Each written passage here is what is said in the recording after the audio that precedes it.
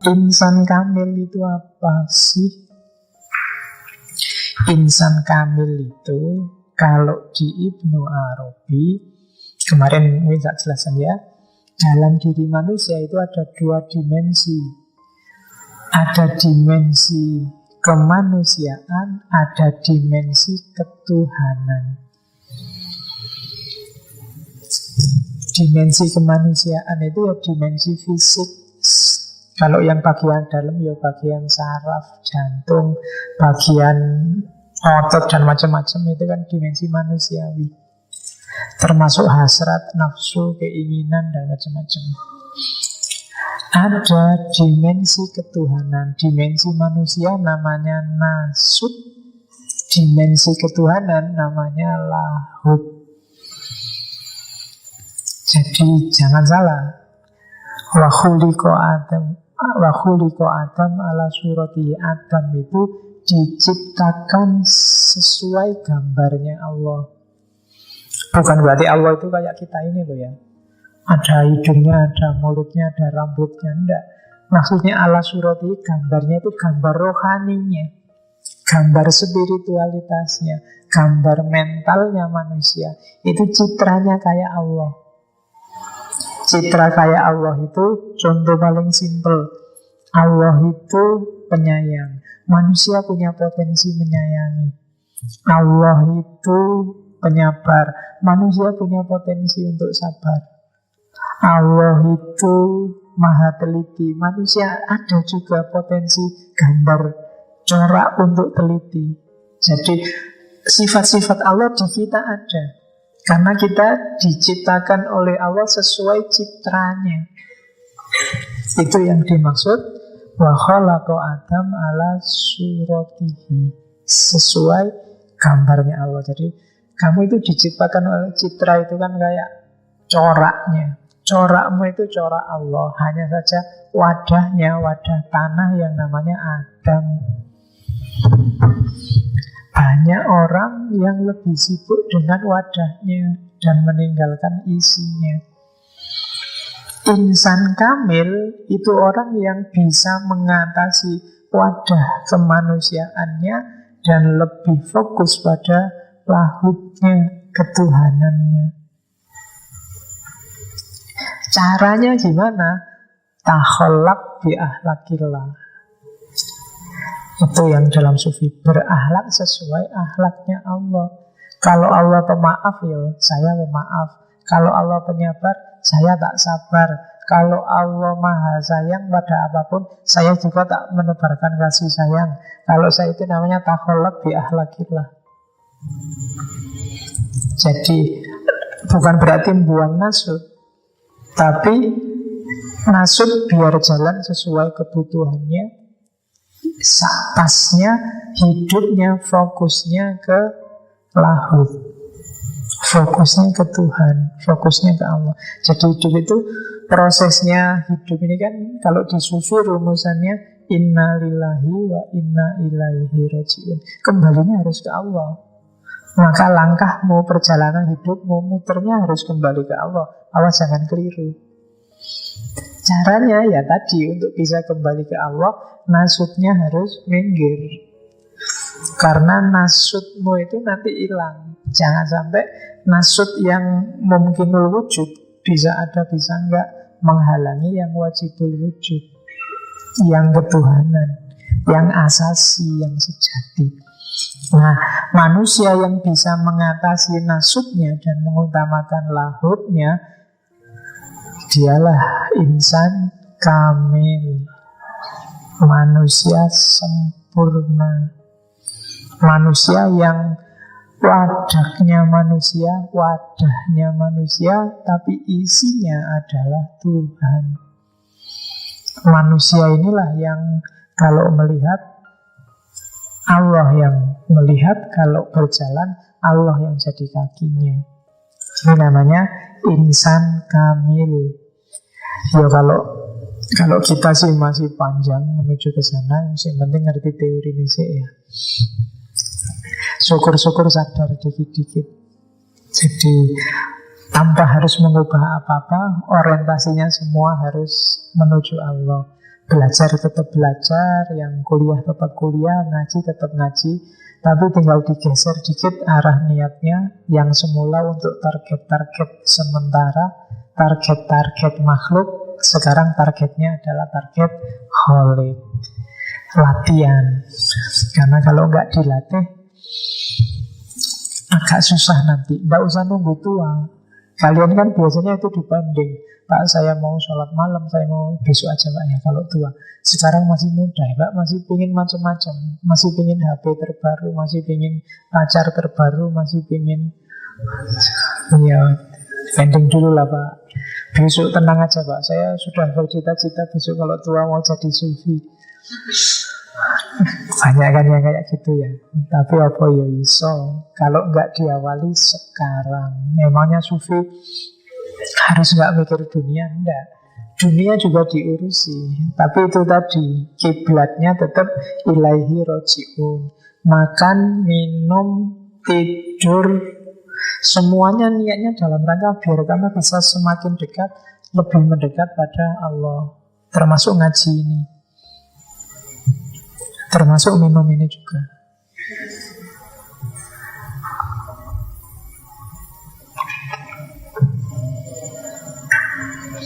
Jadi asumsi pertama untuk menuju kebebasan adalah insan kamil. Cirinya ini, manifestasinya. Ciri-ciri orang yang sudah insan kamil. Yang pertama adalah orang yang tidak takut apapun. Dia yakin Allah akan selalu melindungi. Kan di Al-Quran kan disebutkan bahwa walinya Allah itu la khaufun alaihim walahum yahzanun. Kalau kita masih sering takut, berarti memang kita bukan walinya Allah. Kalau masih suka galau, bete, sumpek, sedih, itu kan yahzanun kan, berarti belum. Walinya Allah itu tidak kaget, tidak gentar, tidak sumpek, tidak galau mengalami apapun. Karena dia tahu Allah selalu melindungi dia. Cirinya yang pertama, manifestasinya. Dan yang kedua adalah orang yang mencintai Allah dan berusaha meniru sifat-sifatnya. Kayak tadi, takholak bi ahlakillah, lebih sabar. Ini karena sifatnya aktif, ya kadang-kadang lewat kan. Tiba-tiba kalian marah. Kalau pas marah ingatlah bahwa oh iya ya aku harus takholak bi ahlakillah. Kalau ada teman salah ya dimaafkan. Harus lebih penyayang. Siapapun disayangi. Apakah teman cowok, teman cewek, pokoknya sayang semuanya. Kayak lagu satu-satu aku sayang ibu itu kan, pokoknya sayang semuanya lah. Ya, meskipun pacarnya teman juga disayangi, tidak apa. Bukannya insan kamil. Masuk kamu kan pacarnya temanku, aku tidak sayang padamu, enggak. Aku kan insan kamil, jadi meskipun kamu pacarnya temanku, aku juga sayang padamu. Semuanya disayangi. Oke, pemaaf. Tapi jangan salah, kadang-kadang Allah juga adil. Dalam konteks yang pas, ada juga loh sifatnya Allah yang syadid. Ada Allah tegas, tapi makanya harus pas, sesuai takaran. Waktunya tegas ya tegas, waktunya adil ya adil, waktunya memaafkan ya dimaafkan. Kalau paham dialektika ini, kalau bahasa filsafat namanya bijaksana. Itu yang disebut wisdom. Dan mengejarnya memang pakai akal budi, namanya filsafat. Untuk tahu takaran-takarannya kita butuh mikir yang benar, dan itu yang punya filsafat. Kalau Al-Quran kan ngomong parameter-parameternya. Sabar, adil, pemaaf, penyayang, akrab sama alam semesta dan seterusnya. Nah, kapan harus sabar, kapan harus sayang, kapan harus memaafkan, itu orang butuh kebijaksanaan. Dan di situ filsafat main. Oke, di situ orang harus bisa mikir. Kemudian yang ketiga, insan kamil itu orang yang senantiasa kembali pada Allah. Kembali dalam arti selalu ingat Allah, atau kalau ada salah ya kembali dalam arti tobat terus menerus. Makanya jangan bosan istighfar. Karena tidak ada manusia itu yang sudah pasti benar. Setiap manusia ada lemahnya, ada salah tangkapnya. Itu mengapa kita disuruh sholat, dan dalam sholat disuruh baca Fatihah. Dan dalam Fatihah kamu selalu disuruh berdoa, ihdinas sirotol mustaqim. Kalau sudah pasti benar kan nggak harus kamu ihdinas sirotol mustaqim. Saya sudah lurus, so nggak harus baca ihdinas sirotol mustaqim, kan enggak. Jadi kembali terus pada Allah. Kenapa? Karena kita itu lemah. Jangan sekali-sekali merasa sudah benar. Teorinya adalah sekarang menurutku yang benar ini sejauh yang aku tahu. Itu aja. Sopo ngerti besok ada ilmu baru, ada data baru. Ternyata aku kemarin keliru. Boleh, Islam itu begitu. Islam itu kan yaumuhu khairun min amsihi, selalu lebih baik, lebih baik. Jadi orang yang selalu kembali pada Allah. Caranya untuk lebih baik ya apa-apa harus kembali pada Allah. Kalau salah ya tobat, istighfar. Jangan khawatir Allah bosan mendengarkan istighfarmu. Jadi luasnya ampunan Allah itu kan di Quran tidak terbayangkan. Arduhas samawati wal ardh dan seterusnya itu. Seluas langit dan bumi, dan lebih luas pasti dari dosamu. Itu makanya insan kamil itu orang yang ngaku bahwa aku itu lemah dan bisa keliru. Kebalikannya berarti kan insan hayawan itu yang dia merasa selalu benar dan gak mungkin salah. Yang merasa kayak gitu levelnya masih hayawan, belum kamil, belum sempurna. Yang keempat, menyucikan diri lahir dan batin. Ya lahir itu berarti ya suka kebersihan lahir, yang batin ya batinnya bersih.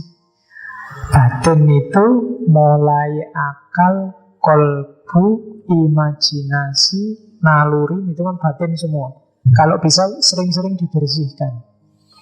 Sekarang kan sering kotor kan, akalmu itu sok-sok buka HP, ada gambar, ada cerita, ada itu kan kotor, bersihkan. Yo, yang di HP juga dihapus, coba doa kamu bersihkan. Yang HP ini sih ono, kapan-kapan foto dilihat lagi ya mana-mana Pak, gitu. Dia foto ya. Oke. HP-mu itu kan cepat panas karena gambarnya gitu-gitu, isinya gitu-gitu. Kalau pengen dingin, jangan diisi yang aneh-aneh, nanti kan dingin. Sekarang isinya mukidi HP-mu. Oke, iya. Oke, jadi bersihkan lahir dan batin, termasuk pikiran, hatimu. Yang isi hatimu itu kan isinya macam-macam itu kan. Urusan rasa masuknya ke hati, urusan pemahaman masuknya ke pikiran. Kalau ini isinya jelek, baik di hati maupun pikiran, ekspresi hidupmu juga pasti jelek. Kalau tiap hari kamu lihat, kan sering tak contohkan kan, kalau referensimu hanya yang seksi-seksi, yang di HP, di internet, lihat perempuan meskipun dia pakai cadar, yang terbayangkan seksinya. Ya kan, meskipun ditutup cuma kelihatan matanya, kamu kan itu seandainya dibuka kira-kira kayak gimana ya kan, mesti ngono. Karena pikiranmu sudah gitu duluan, referensinya sudah ke situ. Gitu loh. Jangankan itu lihat anak kecil aja, itu nanti kalau besar kayak gimana ya, mesti ngono. Jadi betapa isi pikiranmu itu. Iya. Kalau nggak bisa dibersihkan, diinstal ulang aja deh. Nanti dikasih program apalah yang baik-baik. Karena kalau selama ini isinya gitu semua. Oke, berita-berita tidak penting, gambar, video tidak penting kan gitu. Kadang-kadang disuruh menghapus saja, kamu kan eman-eman. Tiba-tiba, temanku itu loh ngirim WA video saru-saru, tapi tidak dihapus, biarin aja di situ. Ya, waduh wae. Kalau butuh dilihat. Oke, itu ciri insan kamil. Yang kelima, ini belum ngomong kebebasan. Insan kamil itu dia selalu bersyukur. Ini yang susah ya.